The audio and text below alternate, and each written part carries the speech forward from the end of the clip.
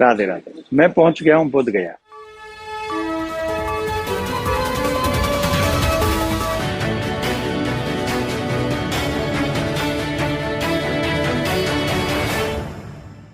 अच्छा, तो आप बोध गया पहुंच चुके हैं। ये देवकीनंदन ठाकुर हैं, बोध गया पहुंच चुके हैं और क्या करने पहुंचे हैं ये हम इस वीडियो में जानेंगे। आप देख सकते हैं कि बुद्ध की प्रतिमा के आगे खड़े हैं और क्या वार्तालाप कर रहे हैं, क्या बातें कर रहे हैं, ये सारी बातें हम इस वीडियो में जानेंगे। नमस्कार। कहा जाता है ना कि अन्याय अत्याचार करने वाले से ज्यादा दोषी होता है अन्याय अत्याचार सहने वाला।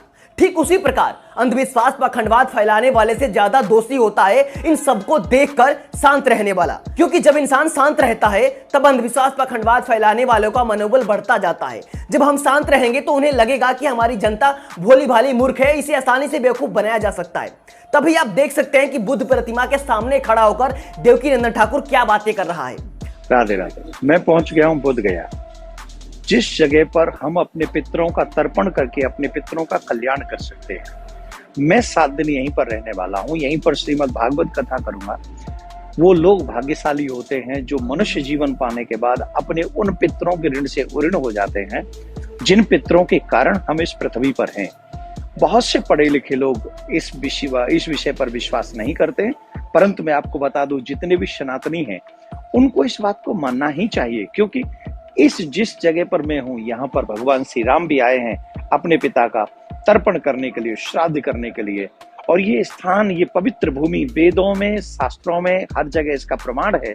और ये भी प्रमाण है, जो यहाँ आकर अपने पितरों का तर्पण करते हैं, श्राद्ध करते हैं, पिंडदान करते हैं, वो मनुष्य जीवन में अपने पितरों के ऋण से मुक्त हो जाते हैं। तो सुन लिया आपने ना, ये बोध गया पहुंचे हैं 7 दिनों के लिए और 7 दिन बोध गया में ये ठहरेंगे और 7 दिनों तक यह भगवत गीता का पाठ करेंगे। और इसके अलावा जिनके भी पुरखे मर चुके हैं उनकी आत्मा की शांति के लिए उनकी पितृ पूजा यहाँ पर आरंभ होने जा रही है। तो जो लोग भी अपने मरे हुए दादा, चाचा, नाना, काकी, इन सबकी आत्मा को शांति दिलाना चाहते हैं तो वो बोध गया पहुंचे इस बाबा के पास, और ये बाबा मरे हुए लोगों की आत्मा की शांति के लिए पूजा पाठ यहाँ पर करने वाले हैं। मैंने आपको पहले ही बताया था कि अन्याय करने वाले से ज्यादा अन्याय सहने वाला दोषी होता है। अंधविश्वास पखंडवाद फैलाने वाले से ज्यादा अंधविश्वास पखंडवाद को देखकर चुप रहने वाला दोषी होता है। तभी तो हमारे देश के बौद्धिस्टों की विरासत पर धीरे धीरे ब्राह्मणवाद का कब्जा होता जा रहा है। आप देख सकते हैं कि बुद्ध की प्रतिमा के सामने खड़ा होकर यह बंदा भगवत गीता की पाठ करने की बात कर रहा है, अपने पितरों की शांति के लिए पूजा पाठ कराने की बात कर रहा है। जिस आत्मा परमात्मा को गौतम बुद्ध ने नकार दिया था, उन्हीं की प्रतिमा के सामने खड़ा होकर यह पाखंडी बाबा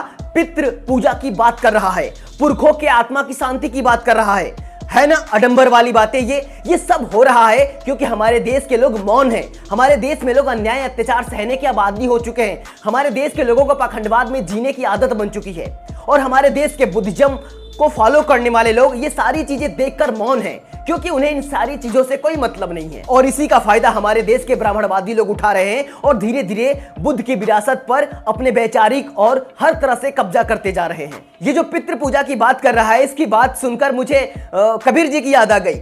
कबीर जी उस वक्त 9 साल के थे। तभी एक पंडित उनके पास आया और बोला कि आज अपने पितरों को जो भी खिलाओगे सीधे उनके पास चला जाएगा। तो आज पितृ पूजा करनी है तो जाओ तुम गाय का दूध लेकर आओ, जिसे खीर बनाया जाए, जिसे तुम्हारे पुरखों को खिलाकर उनकी आत्मा को शांति दिलाया जाए। फिर क्या था, कबीर जी ने दूध का बर्तन लिया और दूध लाने के लिए निकल पड़े।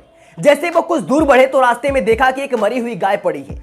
कबीर जी ने कहीं आसपास से घास फूसा इकट्ठा किया और मरी हुई गाय के मुंह पर रख दिया और वहीं पर बैठ गए।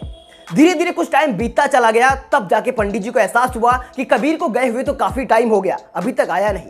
तो पंडित जी ने सोचा कि क्यों ना मैं चलकर देखूं कि कबीर आखिर रुक कहां गया।